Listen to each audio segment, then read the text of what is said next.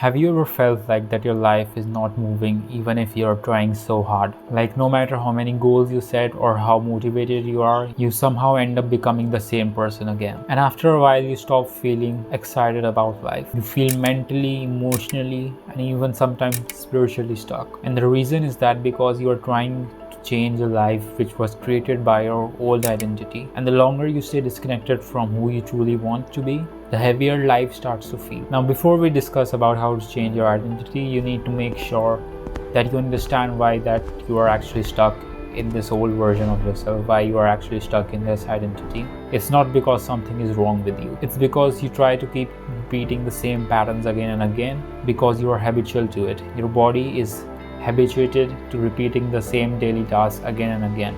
Now, I'm not talking about doing something drastic or making a reality shifting change from day one, but what I'm encouraging you to do is that just look at yourself and your life and figure out what are some things that you are trying to do that you could do different, because it's totally normal to be doing things right now that don't actually build up to the version of your life that you actually want to live. Because let's say, for example, that you say that you want to have a great body and you want to be in great shape, but if you actually keep eating junk food consistently, then of course this is something that is attached to your old identity instead of the one that you want to be identified with. And the reason that you're doing that is because it's familiar.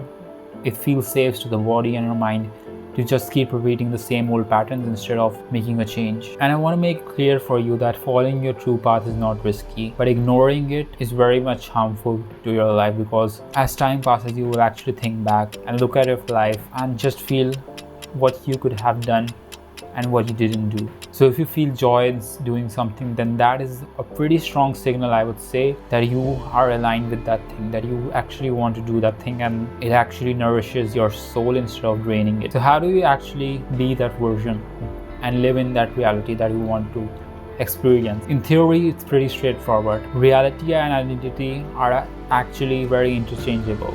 Because if you change your identity, if you change who you are as a person, then your reality will start to reflect that. And of course, when your reality starts to reflect that, then of course your identity will be in tune with it. So when you shift your awareness to something that you want, your identity will follow it. If you keep focusing on the bad things in life, then your identity will be formed around that.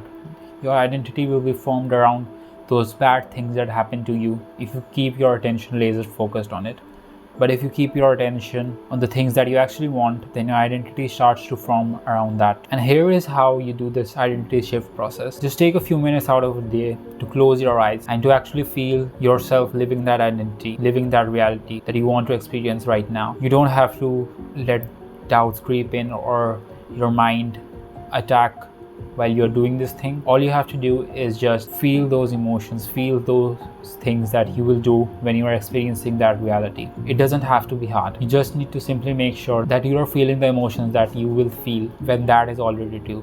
And the key thing here is that you need to make sure that you are living as it, not something that will happen out in the future, not something that you think might happen, but you believe and you trust that this is who you are as a person and that you are actually living it. Because when you feel those emotions will actually begin to start to shift your perception about reality, which will influence your identity. And when your identity changes, your reality changes. Now, when you're done with this, then your old reality will not simply disappear. It's not like you do this practice, you are completely identified with the version of self that you want to live, and then something amazing happens and then old reality starts to disappear. It's not like that.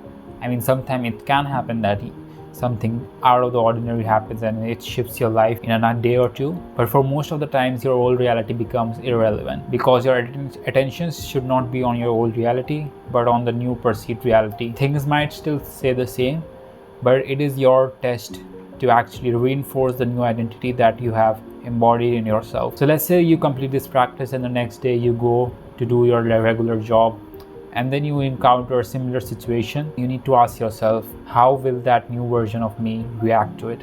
Not how would you have reacted or how that old version of you would have reacted, but how the new version of you will react in this situation. You need to ask yourself that and make sure that your reactions are tuned with your preferred identity. So maybe life feeling stuck is actually not the problem. Maybe it's a signal that you have outgrown the version of yourself that you are currently trying to live as. Because the longer you stay disconnected from your real path, the more exhausting and draining your everyday life starts to become. Sometimes the old version of your life will try to pull you back, old fear or old habits, old identities. But these are actually moments where life asks, which version of yourself are you choosing now? Will you choose the old one, or will you choose the new version of yourself? And every time you choose the new path, the new reality becomes more natural day by day, until one day what felt simply impossible simply becomes who you are. This was all about today's video. I hope you liked it. If you did, comment your thoughts down below, and I will see you in the next one.